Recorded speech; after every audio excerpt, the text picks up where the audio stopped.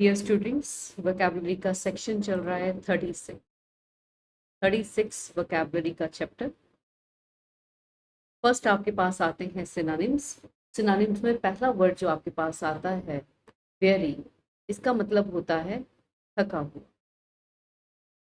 Very means थका हुआ।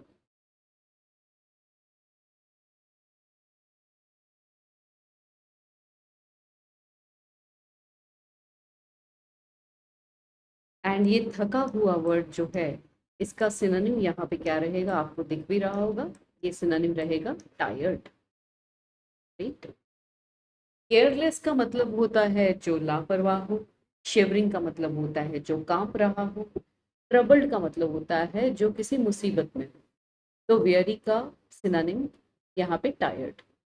Plausible का मतलब होता है जो चीज सच हो।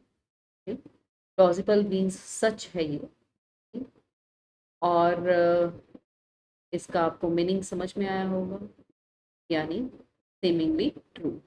प्लीजिंग का मतलब है जो चीज आपको खुश करे। मैनेजेबल का जिसको हम मैनेज कर सकें। एंड कैनॉट बी प्रूव जिसका कोई भी एविडेंस ना हो। क्रेडिटेबल होता है जिसकी प्रशंसा की जा सके। ऐसा बंदा या ऐसी चीज जिसकी प्रशंसा की जा सके। प्रशंसनीय जैसे हम कहें, ठीक है, प्रशंसा के काबिल, तो that means bringing praise. Next आता है आपके पास सेलियंट। सेलियंट का मतलब होता है सबसे ज्यादा महत्वपूर्ण, यानी कि मोस्ट इम्पॉर्टेंट। फिर आता है फ्रेजाइल। फ्रेजाइल का मतलब होता है जो जल्दी ही टूट सकता है। मतलब ये जैसे कांच होता है ना, तो कांच जल्दी टूट जाता है, उसे बोलते हैं इजीली ब्रोकन। आपने कई बार देखा होगा कुछ डिलीवरी पैकेज आते हैं तो वहां पे लिखा होता है फ्रेजाइल आइटम, यानी कि ये जल्दी ही टूट सकती है, ऐसी वाली आइटम है। एंटोनिम्स करते हैं फिजिबल का। फिजिबल का मतलब होता है जो पॉसिबल हो। ऐसी चीज जो पॉसिबल है वो फिजिबल है। पॉसिबल, तो इसका एंटोनिम जो है वो आता है इनप्रैक्टिकल। डिनाई यानी किसी चीज को रिफ्यूज कर देना। डिनाई का मतलब मना करना। राइट, मना करना। मैं बोल रही हूँ, आप लिख लीजिए क्योंकि मेरे लिए थोड़ा लिखना मुश्किल हो रहा है, पेन अच्छे से नहीं चल रहा। तो डिनाई मीन्स मना करना। एंटोनिम आ जाता है एक्सेप्ट करना। एक्विट। एक्विट का मतलब होता है किसी को दोष से मुक्त कर देना, यानी किसी के ऊपर ब्लेम लगा था, उस ब्लेम को हटा देना, तो यानी दोष हटाना। ठीक है, इल्जाम हटा देना किसी पे, दोष मुक्त करना। और इसका एंटोनिम क्या हो जाएगा, किसी पे इल्जाम लगाना, लेकिन यहाँ पे यस, कंडेम करना, निंदा करना, दोष लगाना किसी पे। बेनेडिक्शन का मतलब होता है जब आपके लिए कोई अच्छा सोचे और आपको कोई वरदान दे। ठीक है, तो it is kind of blessing. Benediction is वरदान। राइट। एंड इसका एंटोनिम आपके पास किस फॉर्म में है, इट इज कर्स। एफ्लुएंस का मतलब होता है समृद्धि, सुख समृद्धि होना, यानी उस घर में बहुत ज्यादा पैसा है, ठीक है, बीमारियां नहीं है, तो सुख समृद्धि है। और इसका एंटोनिम आ जाएगा दरिद्रता, यानी कि पॉवर्टी, गरीबी। राइट। एंटोनिम क्लियर होने के बाद हम चलते हैं आगे वन वर्ड सब्स्टिट्यूशन में। वन वर्ड सब्स्टिट्यूशन में अब sneering person who always finds fault, एक ऐसा बंदा जो हमेशा लोगों की गलतियां निकालता रहता है। कभी कभी आप इसको सनकी भी कहते हैं, और इंग्लिश में भी ऐसा ही कुछ है, सेनेक। राइट, सनकी से सेनेक याद भी रहेगा। वेल, क्यूपिड का मतलब होता है ये प्यार के देवता हैं। ठीक है, लव गॉड कह सकते हैं आप लिख लीजिए। क्लेप्टोमैनिक एक बीमारी है जिसमें लोग क्या करते हैं, चोरी करने की आदत डेवलप कर लेते हैं, हैबिट है। और कहते हैं ना, चोर चोरी से जाए सीना चोरी से न जाए। तो क्लेप्टोमैनियक यानी कि पागलपन होना चीजों को चुराने का। क्रोन होता है एक ओल्ड वुमेन को कहते हैं, ठीक है, बूढ़ी औरत है तो क्रोन कहते हैं। A place where keeps bees are kept, तो कीपिंग बीज ये होता है अपायरी में।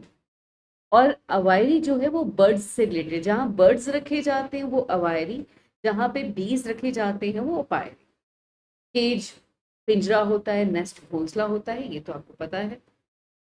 अ long journey specially by sea, अगर सी से आप जर्नी कर रहे हो तो इसे वॉयज कहते हैं। अगर आप एरोप्लेन से जाते हो तो उसे फ्लाइट कहते हैं। ऑडिसी होती है यात्रा करते करते कई चीज़ों की लर्निंग करना।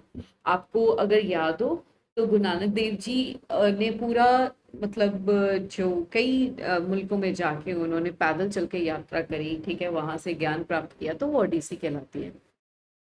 सफारी का मेन मतलब ये है कि आप एनिमल्स को देखने जा रहे हैं। पुराने टाइम में तो एनिमल्स को हंट करने जाते थे, तब भी उसे सफारी कहते थे, लेकिन अब हंटिंग जो है वो पॉसिबल नहीं है, तो सफारी बस उनको देखने के लिए जाना, ठीक है, एनिमल्स को देखने के लिए जाना।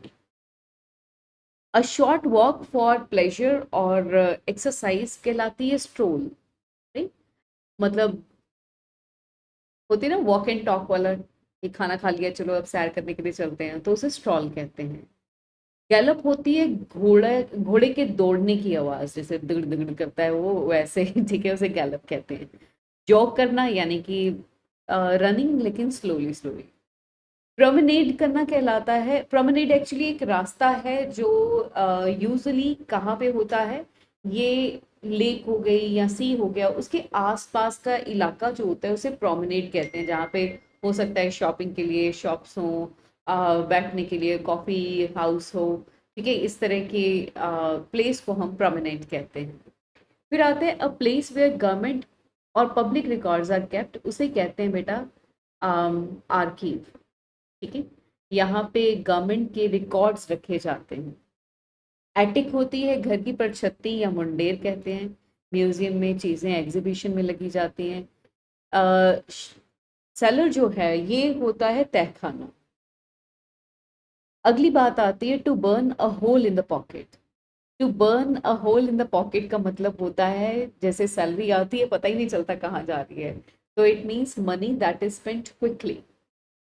टू बरी द हैचेट कहने का मतलब क्या है, किसी डिस्प्यूट को बंद करके शांति की तरफ बढ़ना, right, it is to make peace.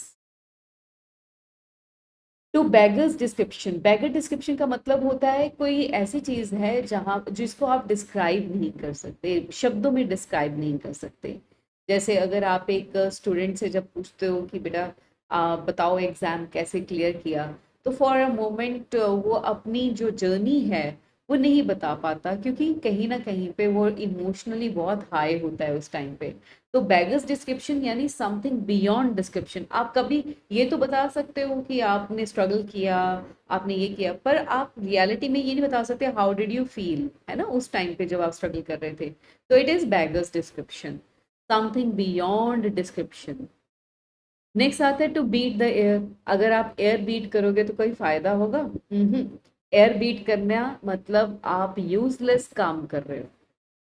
To provide against rainy days, rainy days का मतलब होता है डिफिकल्ट डेज।